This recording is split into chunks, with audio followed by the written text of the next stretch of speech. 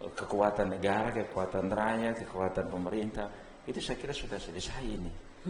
Artinya mulai dari 5M, 3M naik ke 5M, dari karantina wilayah, karantina rumah, PSBB sampai terakhir PPKM. Saya tidak tahu besok lusanya istilah apa lagi.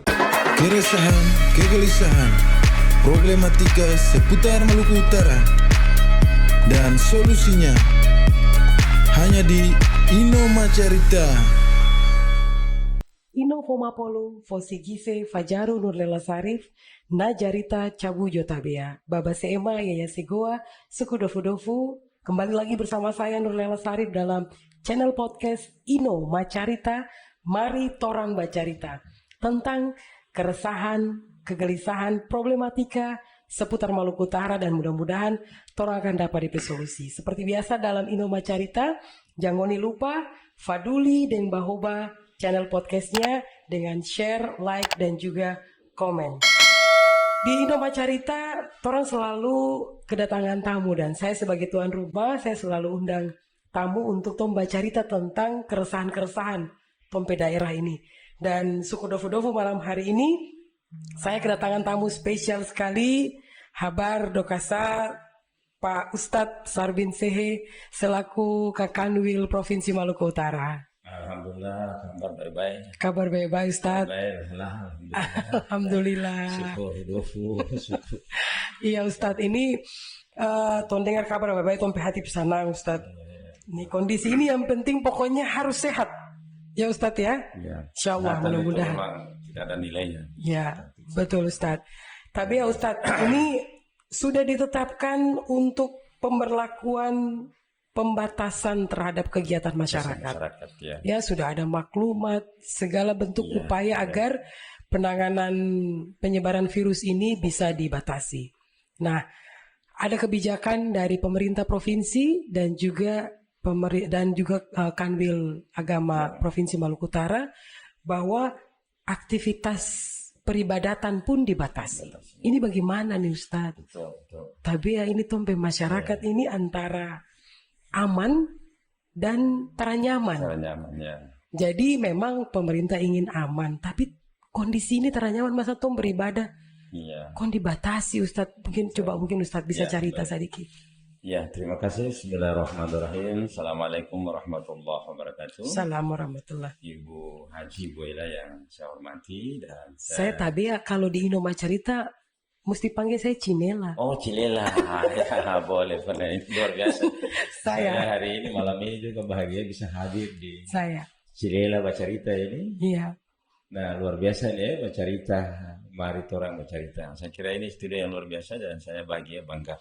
Karena itu saya mengajak, mari terus kita bersyukur. Bismillahirrahmanirrahim. Alhamdulillahirabbil alamin. Allahumma shalli wa sallim ala sayyidina Muhammadin wa ala alihi wasallam. Pendengar semua yang saya hormati dan saya banggakan, alhamdulillah merasa bisa sangat bersyukur malam hari ini bisa bercerita, bisa dialog interaktif terkait dengan soal kegelisahan orang masalah COVID. Kita semua tahu persis kekuatan negara terus diarahkan, kekuatan pemerintah, kekuatan rakyat, saya kira sudah kita lakukan. Ini luar biasa nih, karena COVID ini. Nah, kita lihat dalam perspektif kenapa ada yang takut berlebihan dan ada yang merasa cuek saja, artinya pilihannya pada dua alternatif yang luar biasa saat ini. Dan dua-duanya berimbang ini, berita benar terhadap COVID dan berita tidak benar terhadap COVID juga luar biasa. Mereka yang merasa percaya dan tidak percaya ini sudah seimbang saya lihat kondisi ini. Dan kegelisahan ini terus berlanjut pada aspek-aspek lain, faktanya meninggal terus, orang banyak meninggal, rumah sakit penuh, yang di karantina juga terus naik, yang di ventilator juga terus naik. Nah, kegelisahan ini pemerintah saya kira tidak harus diam dan terus melakukan langkah-langkah.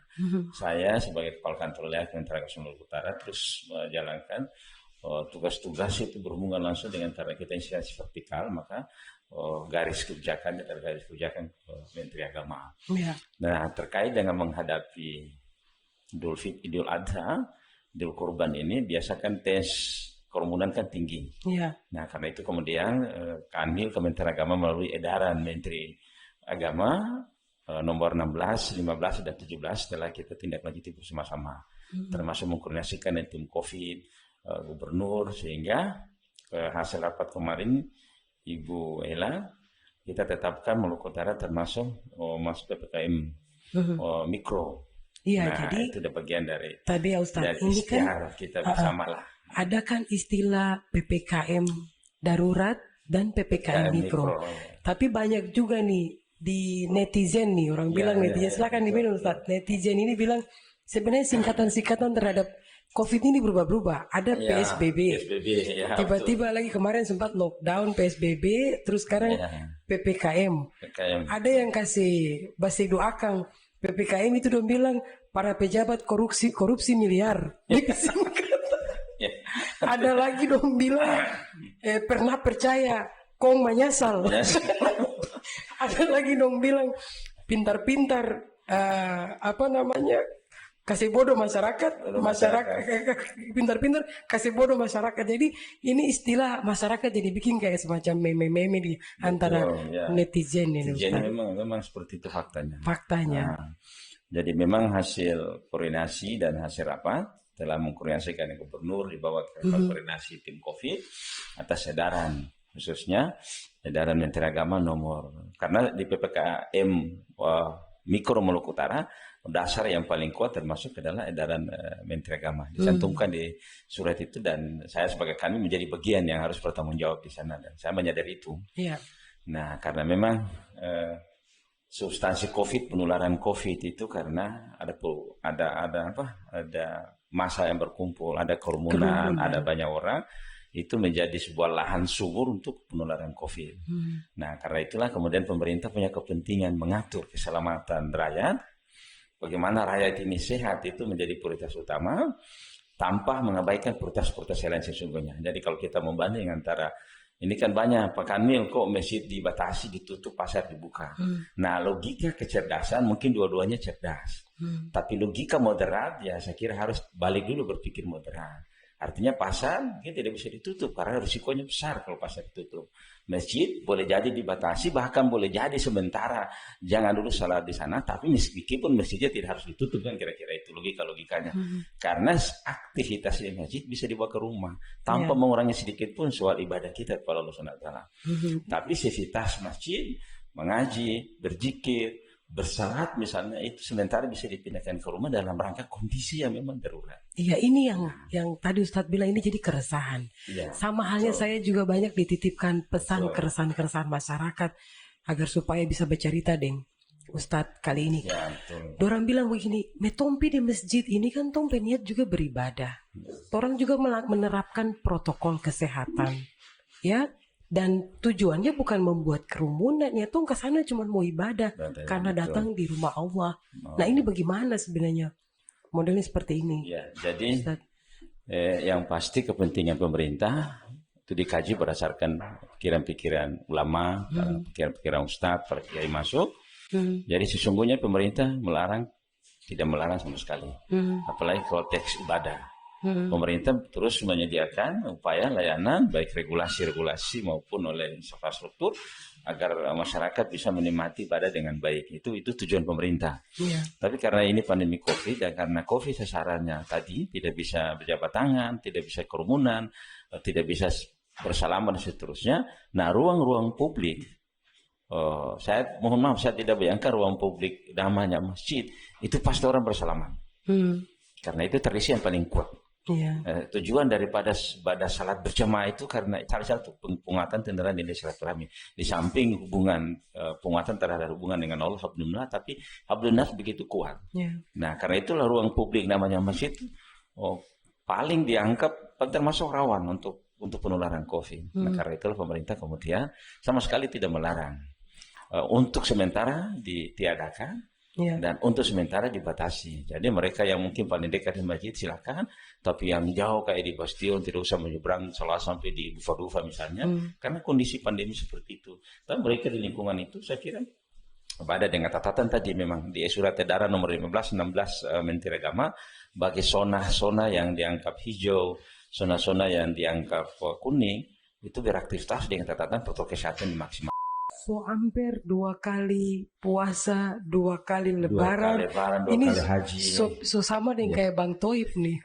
Betul. 2 kali puasa, 2 kali lebaran juga. Ini umat tidak bisa menjalankan peribadatannya secara nyaman tadi Ya, dan betul. ada banyak sekali gangguan-gangguan dari pandemi ini. Otomatis kan Ustadz sendiri juga berasa, atau orang semua ini Betul, rasa betul. Ustadz. Nah ini bagaimana perasaan-perasaan ini yang Ya, jadi paling tidak mewakili publik nih? ya, jadi Ibu Ella, saya kira memang kegelisahan ini semua kita. Ya. Gelisah kita semua, tapi saya mohon maaf sekali lagi untuk publik masyarakat Maluku Utara, Pak Jaru dan ibu-ibu, bapak-bapak. Saya kira kita Maluku Utara masih sangat bersyukur. Kebijakan-kebijakan pemerintah Provinsi Maluku Utara itu saya kira sangat moderat. Karena hampir 2 tahun masjid tidak ditutup. Di tempat-tempat lain masjid diblok semua. Jakarta sudah hampir 1 tahun tidak Jumat. Ya. Alhamdulillah Maluku Utara saya bersyukur. Koordinasi gubernur dan termasuk seluruh stakeholder Maluku Utara itu masih katakanlah masih sangat moderat. Meskipun betul ada pembatasan, orang masuk ke masjid dikasih masker untuk pakai masker, kemudian ada saf yang harus dikasih jarak. Meskipun kita adem-adem saja di Maluku Utara, meskipun kita memang gelisah saat ini. Nah karena itu Ibu Ella, kegelisahan saya ini sudah hampir 2 bulan, saya mohon maaf. Saya termasuk paling banyak juga mengunjungi di masa pandemi COVID. Mengunjungi masjid di berbagai kabupaten. Ustadz turun. Ya, jadi turun banyak langsung. hal yang bisa mendapatkan informasi dari masyarakat. Nah, di 1 bulan terakhir saya berpikir kekuatan negara, kekuatan rakyat, kekuatan pemerintah itu saya kira sudah selesai ini. Artinya mulai dari 5M, 3M naik ke 5M, dari karantina wilayah, karantina rumah, PSBB sampai terakhir PPKM. Saya tidak tahu besok lusanya istilah apa lagi. Ini menurut Ustadz ini kekuatan yang dikerahkan oleh negara. Ya, kekuatan rakyat, kekuatan negara, kekuatan pemerintah saya kira sudah luar biasa. Sebagai upaya. Ya, sebagai upaya mencegah COVID ini. Untuk orang harus berdiam di rumah, tidak bisa keluar. Kita pernah mengalami itu kemarin. Orang kemudian dilarang untuk menyeberang di tempat lain. Lalu terakhir kita harus punya surat tugas dan keterangan sehat seterusnya. Terakhir lagi kemudian krisis oksigen. Ini kan luar biasa gelisah kita semua. Rasa takut saya kemudian kumpul teman-teman sesungguhnya. Kita sudah saatnya harus kembali kepada Allah. Karena itu bela di kanwil agama. Sejak tadi malam Jumat saya gerakan. Malam Jumat berzikir. Kita bangun spiritual kira-kira. Mengutuk pintu langit. Bahwa kira-kira ya Allah terus kira-kira secara mampu iman secara mampu, maka mohon perlindungan, mohon petunjuk. Nah, karena itu saya juga kesempatan ini mengajak masyarakat Muslim Maluku Utara setiap malam Jumat kita ruangkan waktu habis maghrib sampai dengan sebelum misa kita bermunajat kepada Allah. Semati dulu televisi, lepas dulu ini HP. Karena sekarang orang hidup ini luar biasa. Betul. Kadang-kala baca HP berjam-jam boleh, baca Twitter, baca FB, baca Instagram. Tapi ketika baca Al-Quran kan lebih cepat ngantuk. Lebih banyak berzikir teruskan. Nah, saya kemudian membangun pemikiran-pemikiran itu. Mudah-mudahan ada perlindungan Allah, ada hidayah, ada petunjuk agar aspek penularan COVID itu mungkin bisa selesai. Jadi gerakan spiritual ini sama seperti orang daerah tradisi ini tolak bala. Ya, atau bagaimana, Ustaz? Dulu kan di orang tua dulu, dan saya kira sekarang masih ada terpelihara dengan baik. Kalau ada musibah begini, kayak pandemi begini, itu kan orang tua di Ternate dan seterusnya kan ada numbilan tawaf kampung, ada tawaf ini Koleliki dan seterusnya. Itu bagian dari spiritual sesungguhnya karena sudah kita tidak ada lagi punya kekuatan sesungguhnya. Saya mohon maaf Ibu Ella, saya pikir COVID ini 2-3 bulan ke depan kalau ini terus angkanya terus naik, saya kira negara sangat sudah luar biasa penanganannya. Tapi kemudian angkanya terus naik ini. Meninggalnya terus naik, di karantina juga terus naik, di ventilator rumah sakit juga kan terus naik ini. Nah karena itu saya kira upaya ini sudah tidak mungkin lagi secara lahir saja, secara fisik saja, tapi kita sudah harus kembali kepada kekuatan Allah. Bahwa tidak ada sesuatu yang terjadi kecuali izin Allah. Jadi gerakan spiritual itu sesungguhnya adalah ini sebagai sebuah penguatan kepada umat atau seperti apa? Pertama dalam rangka bahwa tidak ada yang terjadi di dunia ini tanpa izin Allah. Ibarat daun saja jatuh itu pasti ada kehendak Allah dalamnya. Itu spiritual tasawuf yang paling tinggi. Tapi tentunya kita tidak berserah diri di posisi itu. Kita terus melakukan langkah ikhtiar. Menggunakan masker, menjaga jarak, mencuci tangan, mobilitas membatasi, menjauhi kerumunan. Itu ikhtiar yang sangat luar biasa kita lakukan. Padahal relasi sosial itu di situ sesungguhnya. Iya. Kalau kita mau jujur, nilai insania yang diberikan Allah kepada kita itu di situ tadi. Baku jabat tangan, baku cipika, Iya. baku pelukan, ketemu, itu refleksi dari relasi sosial. Apa hablum minan nas sesungguhnya. Ini kemudian COVID maka kemudian dibatasi. Karena boleh jadi kita kemudian mendistribusi virus kepada orang lain atau sebaliknya orang lain ke kita. Karena itu kita kemudian membangun kesadaran diri kita agar kita mengunci itu semua. Jadi Ustadz kasih bocoran sedikit gerakan spiritual ini dalam bentuk berzikir dan takbir akbar, tapi Ya. melalui medium apa Ustadz? Ya, jadi Ibu Ella, kita menggunakan Zoom sesungguhnya, Zoom meeting dengan media-media yang lain, RI kita ikut terlibat di dalamnya dan tapi intinya begini maksudnya, saya pikir kenapa COVID terus berlarut ini? Apa kemudian Allah memberikan ujian kita terus-menerus? Atau kemudian ujian berubah menjadi musibah? Ada kesadaran kita semua, mungkinkah selama ini ketika azan kita dengar tapi kita pura-pura tidak dengar?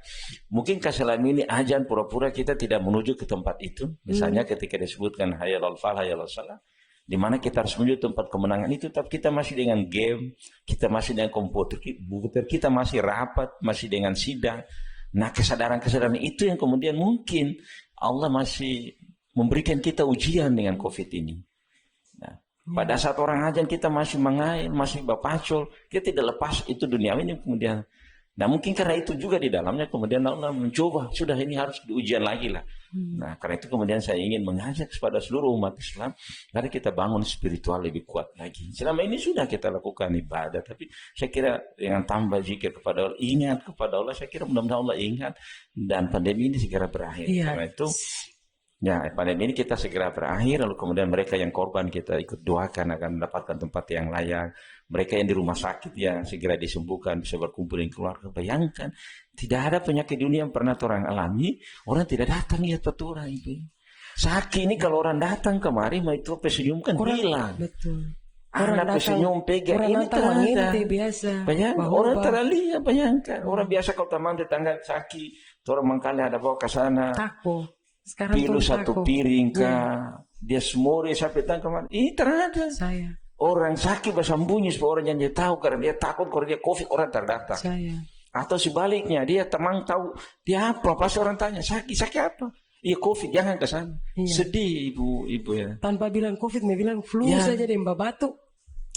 Padahal, jadi takut. Ya, jadi relasi manusia sangat terganggu sesungguhnya. Karena itulah kemudian saya membangun itu sesungguhnya.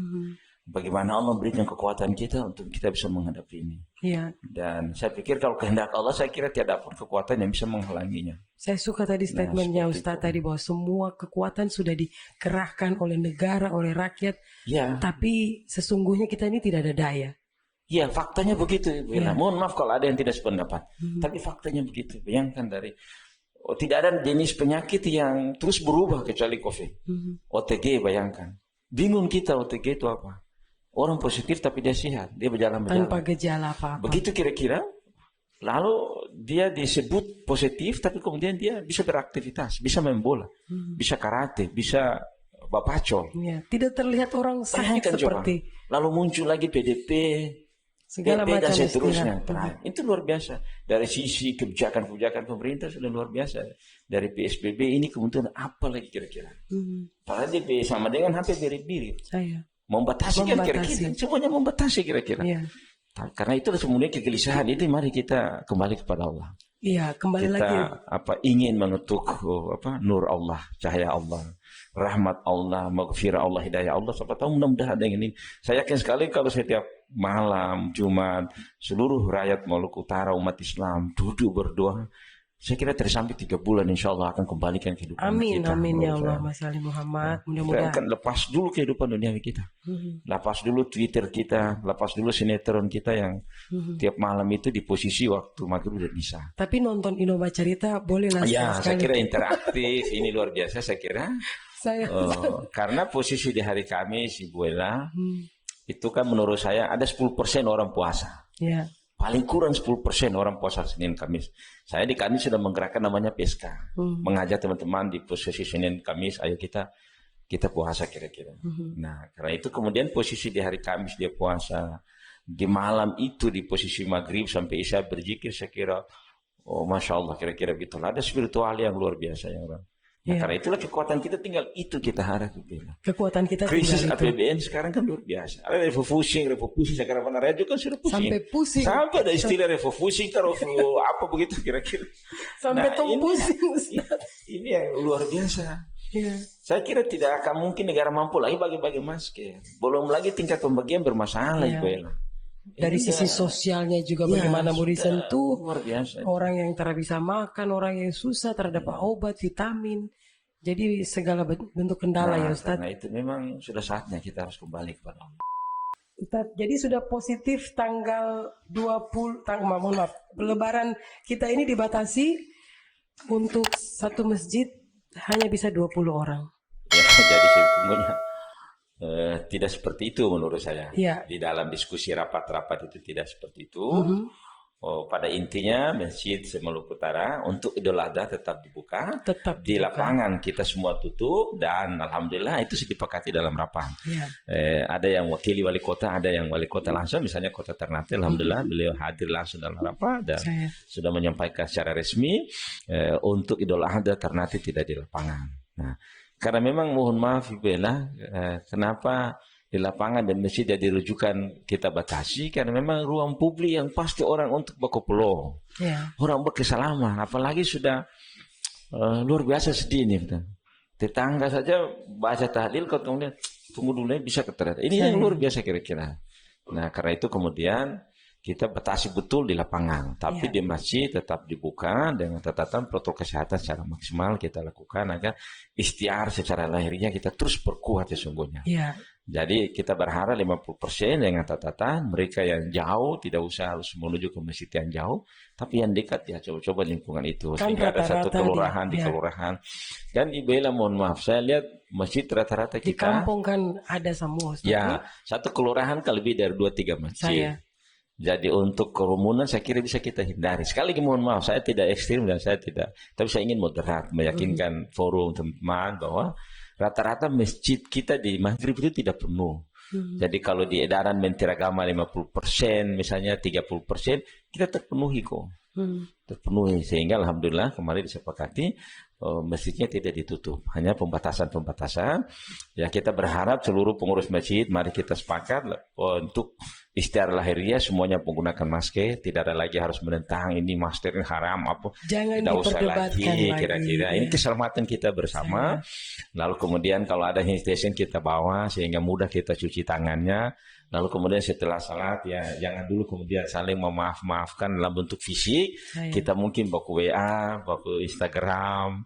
Kira-kira seperti itu kita perkuatnya sementaranya. Jadi itu pembatasan-pembatasan seperti itu. Lalu misalnya malam takbiran, kita berharap tidak ada malam takbiran dengan bentuk pawai keliling, baik dalam bentuk jalan kaki. Kita tradisi Maluku Utara kan kuat ini. Saya. Di kampung-kampung kan pakai obor, Allahu Akbar mengelilingi kampung. Itu luar biasa semangat iman yang sangat luar biasa. Ya. Nah itu kemudian kita untuk sementara batasi itu. Saya. Baik dalam bentuk kendaraan maupun dalam bentuk jalan kaki. Nah ini sudah disepakati seluruh Maluku Utara dibatasi. Ya. Tapi takbir di masjid tetap kita buka. Jadi kalau 10 orang takbir kok ganti-ganti, saya kira memenuhi standar protokol kesehatan. Ya. Menjaga jarak bisa dipenuhi kira-kira. Dan ini ukuran pendekatan yang menurut Iya. pemerintah daerah Maluku Utara ini sudah cukup moderat dan sangat efektif Ya, untuk satu sehingga jalankan. tadi keseimbangan mereka yang sudah gelisah kenapa masjid harus jauh misalnya.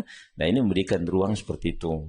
Sehingga di malam tanggal 19 nanti, di tanggal 20 malam, tanggal 19 malam kita lakukan Maluku Utara bertakbir. Saya. Dan di sektornya ada di saya, ada di Kanwil. Dan itu akan Alhamdulillah. digerakkan oleh Kanwil. Ya, digerakkan. Kanwil Gubernur sudah menginstruksikan kepada seluruh pegawai dan seterusnya, Pak Sekda sudah kita koordinasi semua.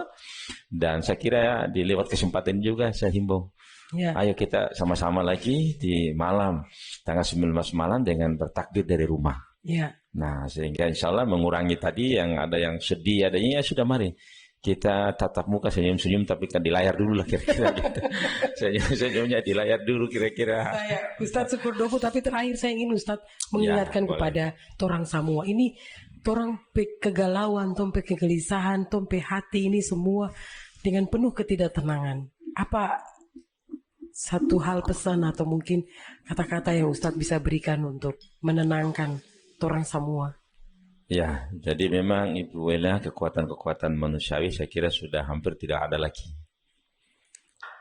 APBN kita sudah habis, APBD kita habis dengan COVID ini. Seluruh kekuatan-kekuatan fisik kan sudah kita lakukan hampir masa 2 tahun. Ya. Nah, jadi saya kira dalam sejarah kita Baitullah juga ditutup. Ya. Nah, ketika Baitullah ditutup untuk umum, saya kira kita tidak pernah bilang orang Arab anti-Islam. Pemerintah kerajaan Arab anti-Islam tidak ada. Tapi faktanya begitu. Dan karena itu saya mengajak pada kita semua bahwa ternyata COVID ini jangan dipandang enteng. Mari kita lakukan ikhtiar fisik secara maksimal, tapi jangan lupa spiritual. Karena itu kepada orang tua saya, Pak Imam, para guru di Maluku Utara, saya kira punya kekuatan spiritual yang luar biasa. Ayo di sujud-sujud terakhir saya himbau, mari kita tolak doa, bala, kita spesialkan untuk maka kita bisa keluar dari krisis ini. Kita perbanyak zikir, kita perbanyak doa. Mereka yang sempat ke masjid, ayo selesai salat, isya, maghrib harus duduk zikir dulu kemudian. Saya kira tinggal ini kita berharap, Bu Bella. Mohon maaf sekali lagi. Saya hampir 2 minggu paling gelisah. Ya. Dengan melihat krisis oksigen, bayangkan. Nyawa di rumah sakit hidup COVID ini kan soal oksigen, bayangkan. Ya. Nah, apalagi mau ke rumah sakit kalau oksigen habis, sakitnya COVID. Karena sakitnya COVID ujungnya kan dia butuh oksigen. Sakit yang lain masih tunggu oksigen, tapi COVID kan dia butuh oksigen. Ya. Nah kalau oksigen krisis kira-kira. Dan kegelisahan ini saya kira harus dekat dengan Allah. Kuncinya di situ. Mari kita terus melebur diri kita, mengakui kesalahan kita di hadapan Allah, bahwa kita punya banyak salah, banyak dosa, banyak hilang. Banyak juga mungkin kasih istri, kasih anak, kasih suami. Banyak relasi sosial yang terganggu. Dan saya kira ini menjadi bagian dari ujian Allah. Kita mudah-mudahan belum naik sampai tingkat ajab Allah. Karena itu mari masih ada kesempatan kita berdoa kepada Allah. Ternate meskipun angkanya tinggi, tapi saya kira masih orang lalu lalang masih ada. Ini yang masih luar biasa menurut saya. Karena itu mari kita syukuri. Terakhir saya himbau kepada kita, mari kita kembali kepada Allah. Baik. Kita perbanyak salat, kita perbanyak zikir, baca Al-Quran. Mudah-mudahan dengan itu semua Allah bisa meringankan dan bisa melepaskan kita dari COVID. Saya kira ini, Bella, saya berterima kasih. Sukudofu saya bisa hadir di studio yang mewah ini luar biasa dan mudah-mudahan Bella ini bukan terakhir, tapi akan terus kita bisa berinteraksi seperti ini. Terus Pak Ustadz. Saya lagi Sukudofu Ustadz sudah bisa hadir di Indomacarita. Hanya di Indomacarita.